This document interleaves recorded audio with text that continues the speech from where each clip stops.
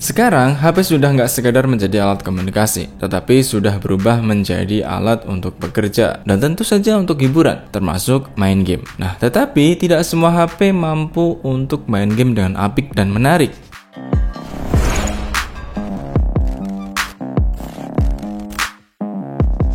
Nah, kali ini kita bertemu dengan Vivo Y21T yang dibekali dengan chipset Snapdragon 680 dengan fabrikasi 6nm dan Redmi Note 10S dengan chipset MediaTek Helio G95. Ngomongin soal game, hal yang paling bisa mempengaruhi kinerja gaming adalah prosesor dan RAM. Nah, soal RAM, Redmi Note 10S yang kita pakai kali ini dikasih RAM 6 dengan internal 64GB, sedangkan Vivo Y21T dikasih RAM 6 plus 2GB extended RAM dengan internal 128GB.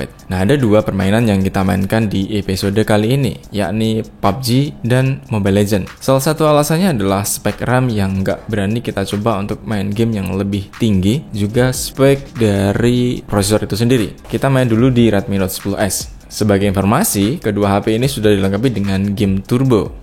Nah, game turbo ini berfungsi untuk meningkatkan performa. Kita juga bisa memantau FPS dan penggunaan CPU-nya juga. Nah, di Redmi Note 10S kita bisa memaksimalkan grafiknya di HDR dengan refresh rate di Ultra, atau kalau mau nyoba refresh rate di Extreme, kita bisa turunkan grafik ke smooth. Di Redmi Note 10S kita main total kurang lebih selama 12 menit. Nah, kita di sini dapat FPS-nya sekitar 50 dengan penggunaan CPU sebanyak 47%. FPS dan CPU ini relatif bakalan naik terus selama permainan. Selama 12 menit itu, kita bermain menghabiskan baterai kurang lebih 3%. Nah, untuk baterai, saya kira kita nggak perlu khawatir ya, karena dia memiliki baterai 5000 mAh dengan pengecasan 33 watt. Nah, sekalian juga kita tuntaskan untuk nguji main Mobile Legends. Biar dapat pengalaman yang maksimal, maka kita melakukan pengaturan maksimal juga, yakni dengan menggunakan settingan frame rate paling tinggi dengan grafik ultra. Settingan ini bisa didukung juga dengan settingan rata kanan. Tapi ada beberapa hal yang tidak kami aktifkan tentu saja. Ini balik lagi ke personal masing-masing. Nah, pas kita main, kita coba untuk explore beberapa hal. Dan yang paling penting adalah ketika main Mobile Legends, kita tidak mendapat kendala apapun. Kalaupun ada, itu hanya perkara jaringan dan itu di luar teknis HP itu sendiri.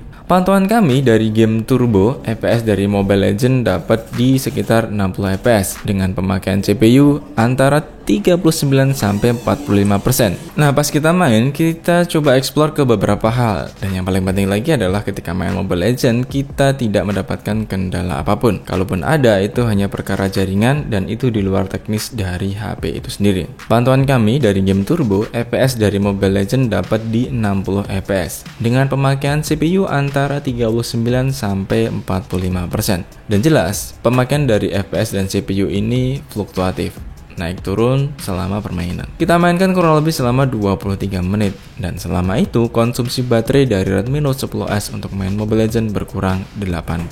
Oke, di Redmi Note 10S kita cukupkan. Kita lari ke Vivo Y21T. Sekali lagi, dia ditenagai dengan Snapdragon 680 fabrikasi 6nm. Seperti halnya Redmi Note 10S, kita memain game yang sama, Mobile Legends dan PUBG.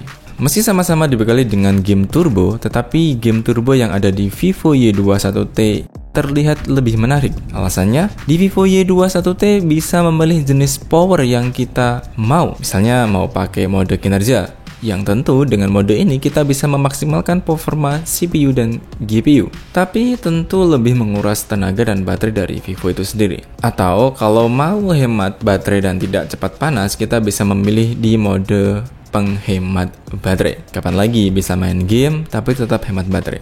Oke, kita mainkan si PUBG ini. Nah, pilihan di mode game turbo tadi berpengaruh kepada pemakaian CPU dan GPU tentunya. Semakin tinggi pilihan kelas mode, semakin besar daya dan konsumsi tenaga yang dibutuhkan juga, termasuk semakin besar pantauan CPU dan GPU-nya. Misalnya kita lihat sekarang, kalau di mode kinerja, CPU terpakai 70% dengan GPU 54%. Bahkan kalau pindah posisi, misal di pesawat, perubahan CPU dan GPU-nya lumayan terasa, tetapi rentangnya masih di sekitaran 70% juga. Secara grafis, Vivo Y21 hanya bisa maksimal di smooth high atau balance medium. Kalau misalkan, kita sendiri memilih memakai di mode balance medium, biar tidak terlalu jelek hasilnya.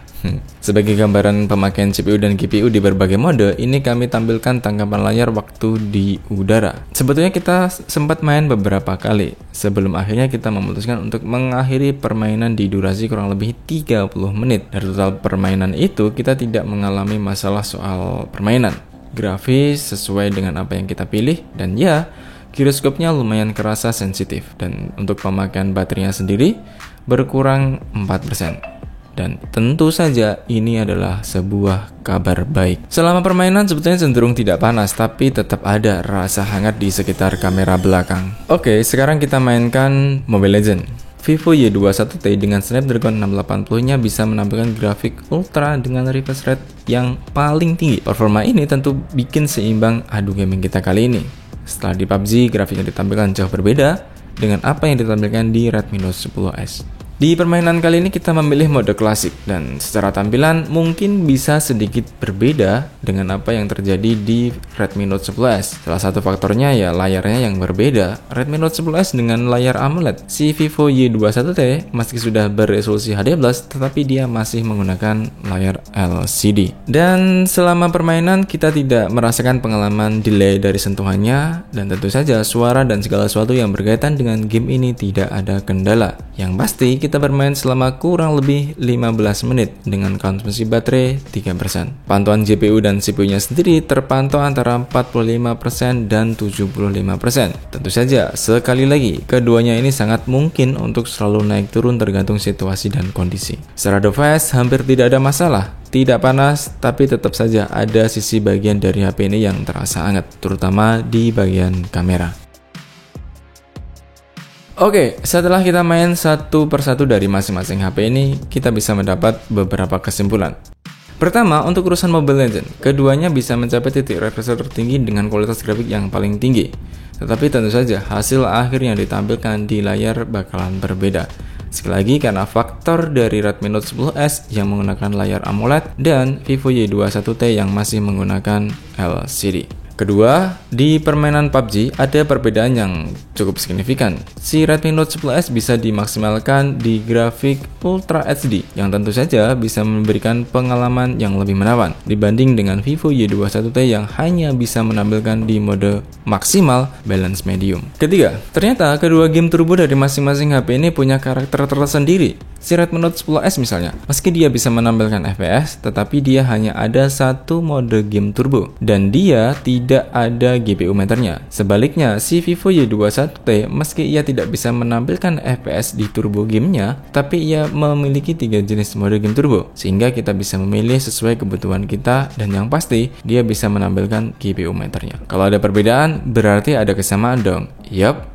Tentu saja ada. Mereka sama-sama dibekali dengan baterai 5000 mAh dan satu hal itu saja yang sama, terutama di mode gaming ya. Selebihnya banyak hal perbedaan antara Redmi Note 10S dan Vivo Y21T. Video perbandingannya sudah kita upload. Teman-teman bisa cek saja videonya di sini. Dan tentu terakhir satu hal saja kawan-kawan, kalau kamu suka performa silahkan pilih Redmi Note 10S, tapi kalau misalnya kamu suka yang biasa saja, nggak cepat panas HP-nya, kamu bisa memilih Vivo Y21T. Dan terakhir, pilihan ini bukanlah pilihan yang mutlak, kalian tetap bisa memilih sesuai dengan keinginan dan kebutuhan kamu sendiri. Terima kasih sudah menonton video ini, sampai jumpa di video selanjutnya. Saya Tori Bijaksana, bye bye.